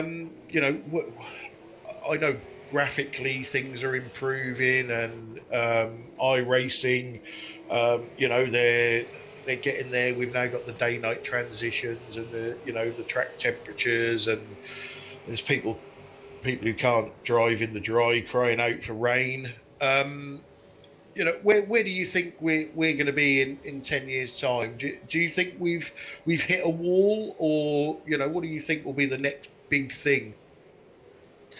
Well, I don't know that we've hit a wall, and to predict what we'll see in 10 years is pretty difficult. I think that we will see virtual reality continue to grow and get better. I race in an Oculus, and I like the immersion portion of that. It needs to be better from a clarity and a field of view situation. And as far as the rest of it, we can get simulators to start feeling like real cars with motion rigs, and now with Sim Experience has got a GS5 seat that I was able to try last year, and that GS5 seat does give you the G-force feel that you'd be looking for in a race car. And I think that the closer you can get it to feel like a race car, the more it feels like you're racing. But the reality is it's not ever going to be exactly the same, but we're getting close. Okay, and Bobby, again, same sort of question to you. Where do you think this is going? Well, if we look beyond 10 years, I would have to disagree with Johnny. I think we could very well see a Ready Player One type scenario where we have full dive virtual reality. If you not only from a technology perspective, but you look at the way society has changed, some of these things that we see out there now are all involved in putting people in less danger. We're close now to not even having soldiers on a battlefield. We're within a decade or two of not having soldiers on a battlefield. We're expanding computer technology to the point of protecting people, and maybe it's an isolated bubble, maybe it's a shell that maybe it's a sad thing that we're going to lose so much real world interaction. But I can foresee a day where there are no more race cars on the track. It's all people in deep dive, and the real money comes from where esports evolves to, and that's where racing goes completely virtual. And kind of like you start out at your local tracks, you start in small leagues, not making a lot of money, and you prove your skills, and you get up to the big esports leagues, and you start making a lot of money, and that's V8 Supercar, that's NASCAR, that's Formula One at that point. And you're never in any real danger, and they're completely simulating all the forces you would have. And do you think, my mind works a bit twisted, and you say, because you're taking people out of danger and you're letting them race cars and they're not going to hurt themselves and that sort of thing. But do you not think the bigger side of that is what I call the eco-mentalists? So, the people that are burning their bras and their underpants because people fire up a V8 engine and kill a polar bear. For me, I think that side of it is going to be more of an influence than taking people out of danger. I think people have always done things that are dangerous. It's part of the thrill. But I think the environmental side of racing, I can see in 10 to 20 years exactly what you're saying, where you might get to go to a real race once a year and everything else is going to be online racing. That's my view of it. Oh, I can see that as well. I mean, right now I don't think their voices are louder than they should be already. In some regards, you hear some of the things they warn about are legitimate things we have to worry about. We are deforesting far too quickly, things like that. we do have too much of a reliance on fossil fuel that is not endless. There's not an endless supply of fossil fuels. So there are changes that do need to be made, but when you're putting things out that, you can't kill cows fast enough, and we've got to start brewing our coffee from our urine, or we're going to die in 12 years. It's hard to take those voices seriously enough to make this the impetus for change. I think the real impetus for change is going to come from people that remember Adam Petty and remember Dale Earnhardt and remember Tony Roper, or something. If we have something else happen, like another incident where 70 people get killed at Le Mans, like back in the early 1900s, I think that would be more of a real impetus than the environmentalists. The problem is, though, if just to butt in there, you take the danger out of motorsport, it's no longer motorsport. That's the problem. From all sorts of different angles, there's so many. The danger is what makes it exciting, and then from the driver's point of view, there's hundreds of drivers that will go flat out through a corner on the sim, but they just mentally and physically will not be able to do that in real life because of the fear in their brain, and they think they won't be scared. But I know plenty of, there's plenty of people out there that do a lot of serious racing, and through certain corners you just cannot do it. There's people that would say to me when I was doing tuition, I know it's flat, I know it's safer to be flat through that corner. I've even put my brake foot on the throttle pedal through that corner, and I still lift.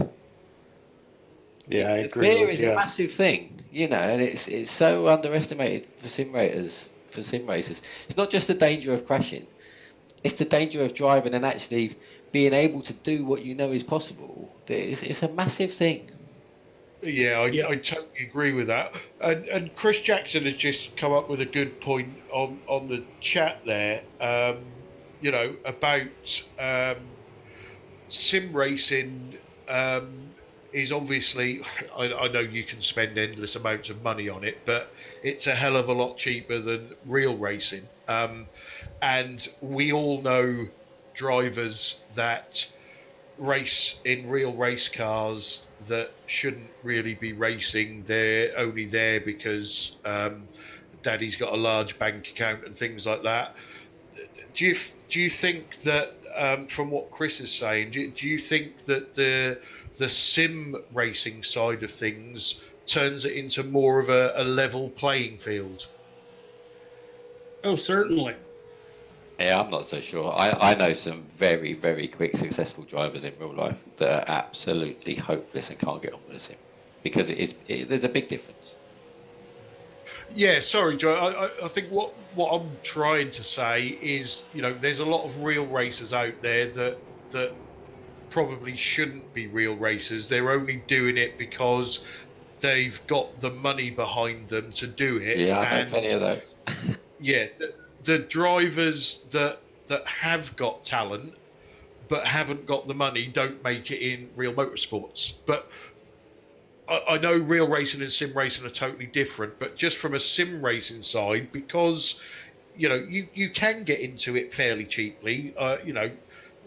Between everybody in the league, you would hate to know how much has been spent on sim hardware, but you can start off basic, and if you've got a talent for sim racing, you can still do very, very well. I remember having a chat with Ray. I think you can do very well in sim racing. I don't think that everybody that does well in sim racing would do well in real life. No, and that's not. I'm not saying that. I'm just saying, from a sim racing only, the playing field is a lot more level in my eyes. Yeah, and you could argue, I said this before somewhere else, but you could argue at the moment there's probably more money to be made in sim racing already in esports than there is in actual real motorsport as a driver. Oh, most definitely, because unless you are at the crew. Yeah, forget Formula One. Yeah, exactly. I'm fairly heavily involved in club racing, and there is bugger all money in that. It's just you're paying a fortune to be there and do it. Out. Yeah, and whatever money you win, it just subsidises what you're paying out. You're never up. Whereas I know people that I've raced with in teams that have won $50,000. this year. Just from sim racing. There's plenty of money to be had in sim racing if you're that good.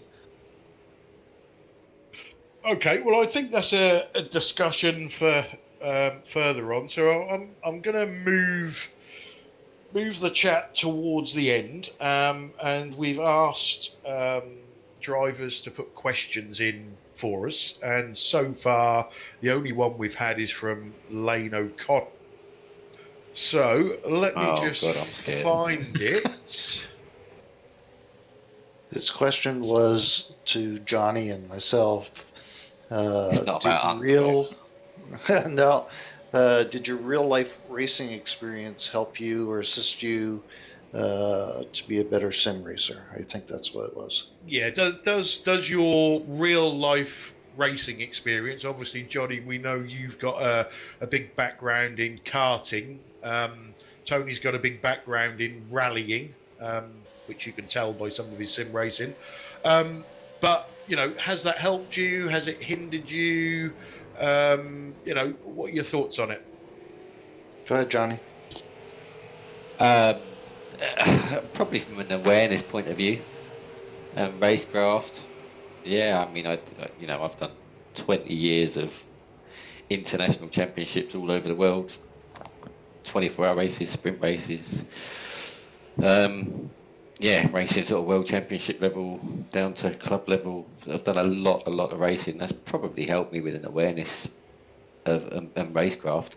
But that's probably it, though.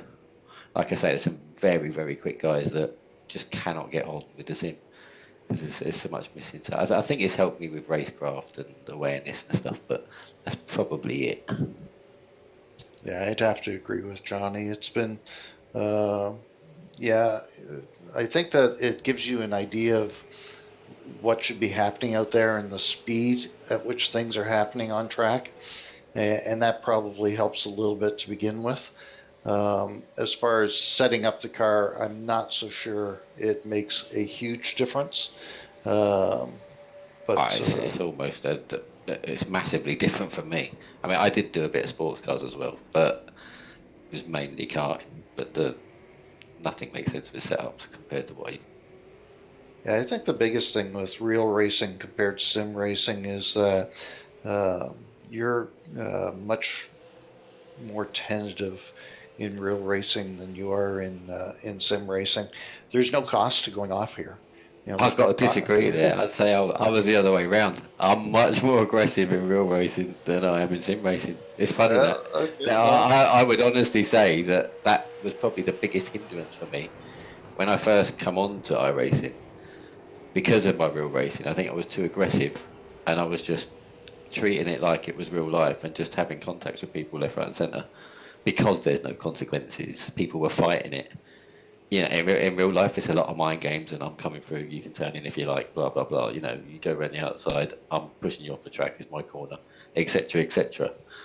And I think that probably hindered me treating it like real life, and I had to take a step back and sort of calm down. I'm 1,000% more aggressive in real life than on sim. Bobby, have you got any experience of real life racing, or are you just a viewer? As a spectator, sure. Actually, one of our teammates and co-founder of D2D is a real life global Mazda driver and invited us down to Barber.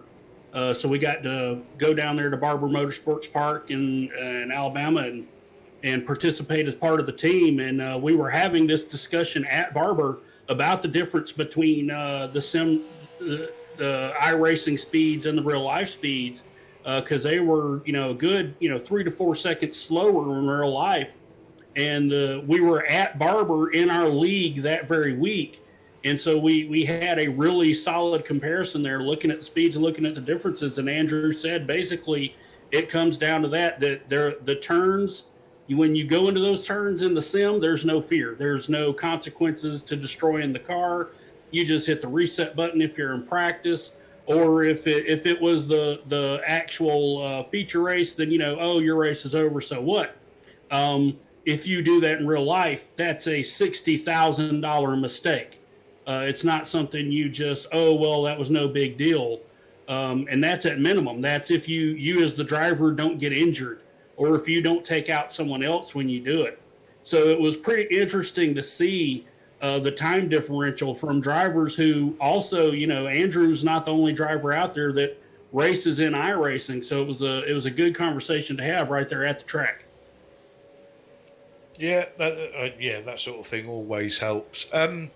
Question here that I'm not sure if we're going to be able to answer. I know I certainly can't. Kraken Caps, is that Chad? That is Chad. Okay, so Chad has asked, are triple ultra wide monitors really worth it? I can't answer that. Anybody? From what point of view? For what reason? I would guess from... To give you more awareness and stuff? No. To give you more immersion, I would say yes. For the reasons we said earlier, probably. They're going to be a fantastic bit of kit. But if you've got to be looking left and right, you're not going to set it up with that sort of field of view anyway. So I don't think it's going to help. If you can afford it, go for it. Yeah, I think I was going to say, I think field of view is more important than, how big your screens are. From my experience on racing with triples, it was the hardest thing was to get that field of view set. So A, it was realistic, and B, you had the awareness around you. Well, Chad's got to have big monitors because other things are so small. Well, that's fair enough. Okay. My perspective on this is that I went from originally racing on a 14-inch laptop to a single 27-inch screen to triple 27s. And the triple 27s just allowed a better field of view, and it does allow for some better peripheral car situational. That's what I've got, triple 27s at the moment. Yeah, and then when I went to VR, I think that gave me the most immersion. I wouldn't go back to triples. I don't think I could. And I think the VR is more three-dimensional, isn't it?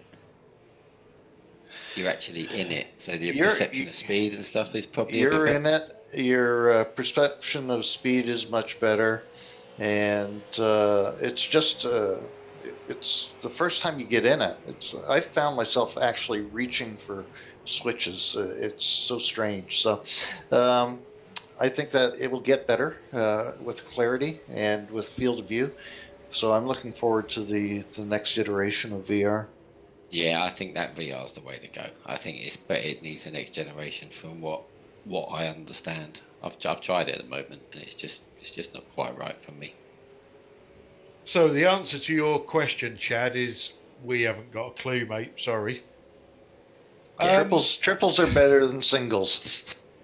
Question for Tony that I found on the chat. Now I know the answer to this, but let's make Tony explain. From Nikolai, why have some of the NQR guys switched to Ford this season? Do they know something? Yeah, the Ford's faster. It's obvious. Johnny drives one, right? It's a good job we haven't got Marco on here to give an answer. The real reason it's faster everywhere other than Water Park. The real reason is that Gary Croft is a Ford man through and through, and he asked if he could drive a Ford.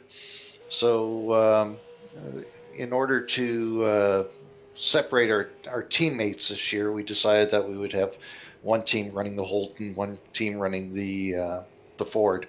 So Ant was a willing recipient of doing that, and Greg, although he hates Fords, agreed to do that as well. So that's why the three of them are driving Fords, and it has nothing to do with the speed of the car. I think it's because you were jealous at the amount of love we were getting from Marco as XVR for the Fords, and you wanted to take a piece of that. If I wanted to take a piece of it, Johnny, I would have driven one myself. But the official iRacing line is obviously underneath. The cars are exactly the same. It's just visually they look different. Although I have heard some people say that the bulge in the bonnet or hood for Tony does I gotta say, I'm help convinced they're people. different. Yeah, it helps people hit apexes, but yeah, I don't know. I've never been near an apex in my life, so I can't answer that I've one. heard that as well. Yeah, Everyone says the cars are identical. I'm convinced they're different. they're the same. Very small, but I'm convinced they're different. Absolutely the same, Johnny. Take it from someone who knows. Okay, so another question from Lane, and I will answer this one first. Lane says, "Does everybody get nervous and a fast heartbeat at the beginning of a V8 race?" Well, from me, Lane, the answer is most definitely yes. As soon as I hit that grid button, I absolutely shit myself because going through my head is, did I change the fuel? Did I do this? Then then I try to set up, especially in the feature race, I try and set up my pit stop, and inadvertently, the last feature race at Interlagos, I hit the pit limiter button and totally cocked the start up. So yeah, from me, most definitely. Um, let's go to Bobby first. You've done a couple of races with us now. What are you like at the start of a race? Are you Mr. Iceman or are you Code Brown? Well, to be fair, I haven't been Code Brown at the beginning of a race in a long time. Not, doesn't matter where I'm racing. I've gotten over that a little bit. Now for me, it's if I'm starting near the front. So, and I guess that pertains to me not starting near the front that much. So if I'm up near the front, then yes, I do. I do get the butterflies and all that stuff. Like we had our reverse grid. I was just completely nervous in the service.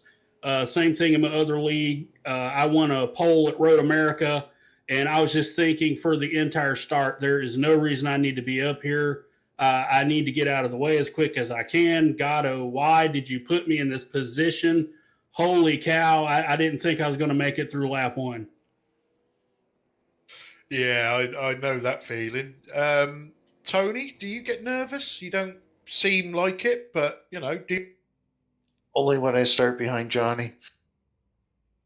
Good answer. And Johnny, I suppose your answer is only when I start in front of Tony. Sort of. I get nervous every single race to the point where my legs are shaking for the whole of lap 1 and 2. But that's exactly the reason why I'm doing it. That's exactly what I love about iRacing and the league racing. I really enjoy that feeling. And I need, if I'm not nervous and I'm not a little bit shaky, like literally my legs feel like a bit of jelly. And it's like I used to get like it in my real racing, but I love that feeling. And that's exactly the reason why I like iRacing. That feeling that Johnny describes is something that I experienced in real life racing rallying, and I do experience it on the grid practically every race.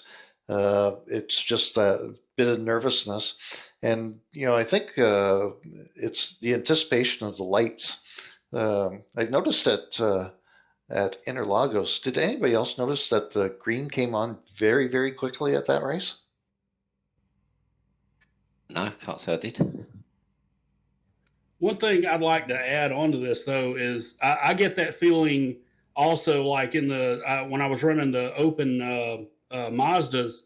I won a couple of those races, and when I would get out front of the race and it looked like I was in a good spot to win, I would get that same feeling.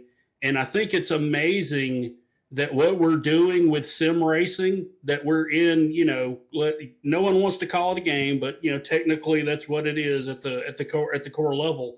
But it's that immersive that we feel that way at that point.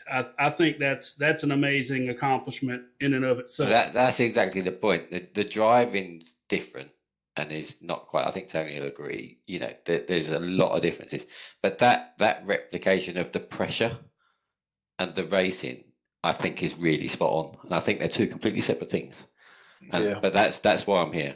That feeling of literally like my legs are shaking and I'm scared of braking and I'm on the mic to Nickel and like, oh my God, I've got problems here. I'm properly shaking. I need to calm down, you know. And that's exactly why I do this, because that's exactly the same feeling I used to get in real life. Good answers, guys. Right, so we'll take these two last questions before we wrap things up, because our hour has now gone on for two, although I've thoroughly enjoyed it. The first question, again, is from Chad, and I'm not sure we can answer this one either. So Chad is asking, what is the best VR headset for iRacing right now? I would have to go with Oculus because it's all I know. It's the only one I've ever tried. But be interesting to see if any of you guys have tried anything else that's on the market. Yeah, I've only used Oculus, so I can't comment on any of the others. Victor Tanaka actually has tried the Oculus S, and he says that the clarity is better in it. However, the sound of the headphones and the mic aren't as good as in the regular Oculus, and don't allow for a proper standalone headset. So that's kind of put me off getting an Oculus S at this time. But I think that there's some new stuff coming out that would be interesting to try out. The issue with this stuff is that you need to be able to try it out in order to say, is it good or isn't it? Just buying it on a spec really doesn't cut the mustard. Okay, I personally think, Chad, that's probably a very good question to put on our Discord channel. There's probably some guys out there racing with different VR headsets, and if you're looking to go down that route, then they might be able to give you some good advice. So, final question is from Mary Jackson, who we believe is Chris Jackson, but he calls himself Mary at the weekends. Anyone experience a cramp from sim racing or fatigue? Now, speaking from personal experience, I used to suffer a hell of a lot with cramp. Not so much with sim racing, but just in general. And I can remember having a conversation at the end of last season with Nicole Foggy. And I know Nicole suffers with cramp. And my advice that I gave to Nicole, and believe me, this does work. I don't know what you guys in the colonies call it, but we have something in the UK that we call tonic water. Some people like the taste of it, some people don't. Now, if you go into your local supermarket and look at the tonic water, look at the ingredients, and you are looking for an ingredient called quinine. And quinine is a drug that they prescribe for people that suffer with cramp. And I promise you, if you do a couple of glasses of tonic water with quinine in before you race, each and every time you race, you will not suffer with cramp. That's my advice. Bobby, Johnny, Tony, any advice from you guys? Do you suffer? No. No. It depends where you're getting the cramp, I suppose, as far as advice is concerned. Well, over here in the quote unquote colonies, we're still real men. And if we get a cramp, we, just go outside and shoot something and the cramp goes away. Good answer. But no, Well, honestly, seriously, I though, the fatigue is real.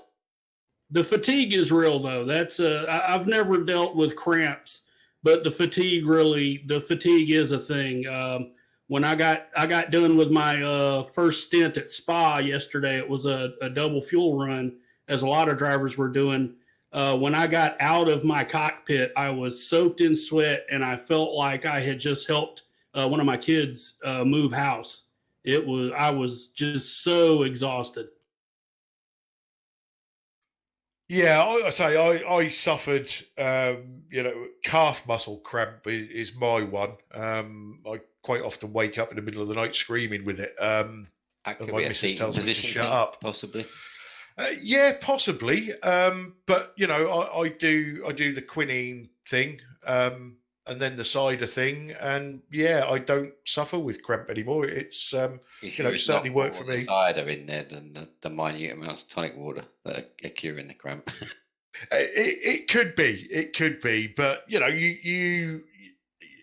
when you have a problem, medical or otherwise, you try anything. One that I've Well, if done it works, it recently, for works. Yeah. instance, anybody that suffers with steaming up on the Rift. Now, all the real racers out there will know that, racing in the rain, when your car steams up inside, you give it a good clean with what we call washing up liquid in the UK. So I thought, wonder if that'll work on the Rift. Tried it, and my Rift hasn't fogged up since. So, people try different things and they work for some and not for others. I think if I've probably got a bit of advice, if people are getting cramp in their wrists and arms and hands throughout a race, a lot of my racing was sort of 24-hour racing or endurance racing anyway, mainly 24-hour, but other stuff as well. And I tend Not to do sure a lot we of want that to know 24 about hour. your wrist cramp. But anyway, yeah, the good thing to do is to relax on the straights. It got me in a real habit where I'm so used to, if I'm on a straight, my hands go very, very light, even to the point of I'll be wiggling fingers on the straight. Just really relaxed, and then grip the wheel for the corners. Really on the straights, just really relaxed, and that's such a habit for me. But the amount of people that are just clinging to the steering wheel for dear life, that can be a big cause of cramp for people. And you hear a lot of people moaning about their wrist hurt at the end of a couple of stints, and just move your hands around, loosen your fingers off on the straights. It can make a huge difference. There is another question on the chat from Lane. I don't know if you've seen it, Johnny. No. Why do they call you Chubby? They don't call me chubby. Lane doesn't. I have no idea why. Excellent. Right. I have got an answer, but I'm not sure it's suitable for the broadcast. Right, guys. Well, we're going to wrap this up now. I've Hang on thoroughly now. If it enjoyed has anything to do with how he figured out how to get rid of his hand cramps, I want to. We're not even going there. We're not even going there. Yeah. We need to wrap this up now, guys. Johnny, before we go, any last words? Not really. See you next week. It's been fun. Welcome to the league, Bobby. Hope you make it through the season at least, if not longer. And yeah, look forward to seeing you next week, Tony. I'm coming for you. It's payback time. Okay. Yeah, sure. Thank you, Johnny. Tony, last words from you? Well, based on Johnny's last comment there, I think that getting a really quick start and not having to look over my shoulder will be instrumental next weekend. But it was a good chat today. I know it went quite a bit longer than what we expected, but I think there was a lot of good discussion around how the league conducts itself and what we're looking to achieve. And hopefully we have a few more viewers next time with some more questions. We can devote more time to those. Yeah, definitely second that. Bobby, obviously, thanks for being our first ever guest driver, and thanks for your words of wisdom. Any last words from you? Well, yeah, I appreciate you guys having me on. Thanks to Tony for suggesting I come check you guys out. I'm really enjoying being here. I just want to say hi real quick to my teammates at D2D Esports and Deb and Jim List at D2D Motorsports, our parent team, Chris and Jody at Proforma Elite Texas Graphics, and everybody at Nick's Dog Treats as well. They're a great group working to help people with disabilities find work later in life. And so it's a great thing. If you guys want to check them out sometime, you can find them on Facebook. And I'm looking forward to moving forward here, learning this car and learning how to work with you drivers. Excellent. Well, that's good to hear. So, just to wrap up from me, obviously, I'd like to thank Johnny and Tony, who hopefully are going to be my companions in this every time we do it. Sam for doing all the wizardry in the background. Bobby for being our first ever guest driver. Obviously, as this progresses, we'd like to get a lot more drivers on for a chat. Also sponsors and things like that, and if the guys that are watching, if you're watching now, or +1 or Dave, or however you're watching it, if you've got any suggestions for us, drop us a line, let us know. We're doing this for you guys, so we want to make it as entertaining for you as possible. Finally, I'd like to thank obviously our sponsor Racetech. They've come on board with us this season, and hopefully we're doing them proud so far. And yeah, that's it from me. So good night, everybody. Hope you enjoy this whenever you watch it, and we will see you all on Saturday at Alton Park Fosters for the Johnny and Tony Banger Show. Good night, everybody.